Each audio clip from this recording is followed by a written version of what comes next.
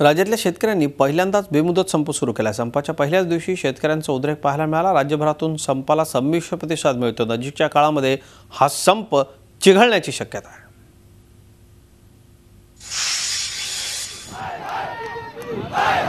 लाखोंचा पोशिंदा असलेला अन्नदाता शेतकरी गुरुवारपासून खरोखरच संपावर गेलाय। कर्जमाफीसह इतर मागण्यांबाबत सरकारनं वाटाण्याच्या अक्षता लावल्यानं शेतकऱ्यांनी संपाचा हत्यार उपसलाय। अहमदनगरमधल्या पुणतांब्यात ही उद्रेकाची ठिणगी पहिल्यांदा पेटली आणि आता राज्यभरात संपाचा वणवा भडकलाय।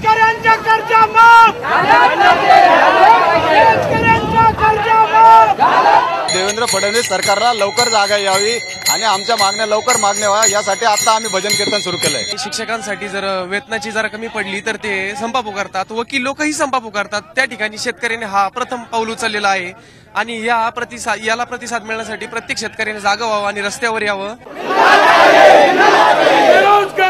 याच उद्रेकातून कुणी दुधाच्या गाड्या फोडल्या,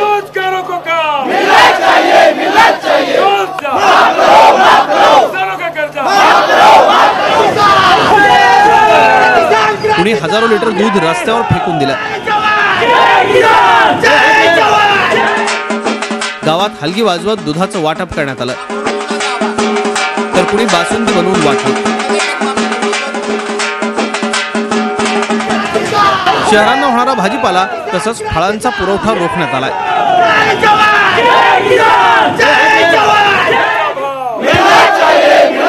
अनेक ठिकाणच्या बाजार समित्या ओस पडल्यात, त्यामुळे आर्थिक व्यवहार पार थंडावलेत। ह्या सरकारचा धिक्कार असो असं म्हणून हे सगळ्या गावकरी आणि शेतकऱ्यांनी मिळून हे दूध वाटप करायचा कार्यक्रम केलेला आहे। आणि सरकार ही पोकळ आश्वासनं देणारं सरकार आहे भाजपवालं। भाजपवाल्या सरकारला दाखवून द्यायचं की शेतकऱ्याची ताकद काय आहे ती। जग जगवणारा जर शेतकरी असा मरत असेल तर एक दिवस संपूर्ण जगाला शेतकरी मारल्याशिवाय राहणार नाही। तेवढ्यासाठी आम्ही आज संपावर गेलो। आम्ही आमच्या गावामध्ये संपूर्ण मोफत दूध वाटप केलंय। भाजीपाला गावातल्या गावात आम्ही मोफत वाटप केलेलं आहे आणि शेतकऱ्यांनी हे दाखवून द्यायचं आज की ह्या शासनाने शेतकऱ्यासाठी काही केलेलं नाही। शेतकऱ्यांच्या उद्रेकाला सरकारच जबाबदार असल्याची टीका करत राष्ट्रवादीनं संपाला पाठिंबा दिलाय। शेतकऱ्यांच्यामध्ये एक भावना अशी आहे की देशाचे प्रधानमंत्री एका राज्यामध्ये मागणी करतात, त्या राज्यामध्ये नंतर ही कर्जमाफी केली जाते।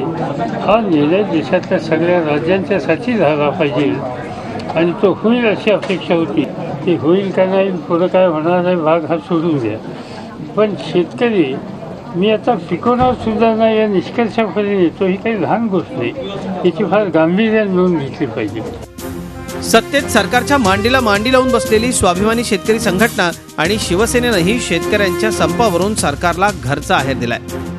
एका बाजूला सततच्या नैसर्गिक आपत्तीमुळे शेतकऱ्यांचं होणारं नुकसान आणि दुसऱ्या बाजूला सरकारच्या बाजारपेठेतील हस्तक्षेपामुळे बाजारपेठेतून मिळणारा कमी दर याचं पर्यावसन शेतकऱ्याच्या शेतीच्या तोट्यामध्ये होतं। शेतकरी आता संतापलेला आहे आणि शेतकरी संपावर जाण्याची भाषा करतो याची शरम कुठेतरी राज्यकर्त्यांना वाटली पाहिजे। राष्ट्र में किसान, हमारा जो किसान है वो स्ट्राइक पे है।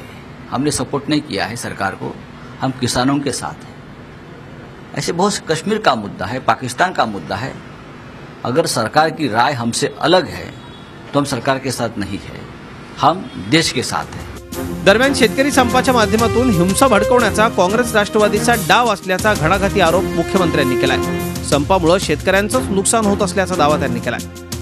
पोलिसांशी संघर्ष व्हावा, याला गालबोट लागावं आणि त्यातनं हा संप चिघळता यावा अशा प्रकारचा प्रयत्न देखील चाललेला आहे। बहती गंगा में हात धुणं असं ज्याला म्हणतात, असे काही राजकीय पक्ष त्याच्यामध्ये करतायत आणि त्यांचा हा प्रयत्न आहे की हे अधिक चिघळावं आणि हे याच्या पाठीमागे अजून शेतकऱ्यांना त्रास व्हावा।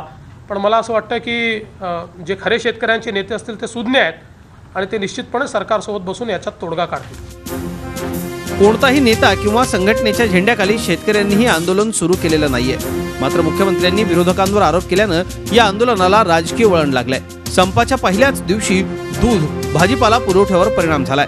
संप आणखी चिघळला तर सगळ्यांचेच हाल होण्याची शक्यता आहे। त्यामुळे सरकार आता हा संप मिटवण्याकरता काय पावलं उचलणार हे पाहणं औत्सुक्याचं आहे। Bureau report Zee media.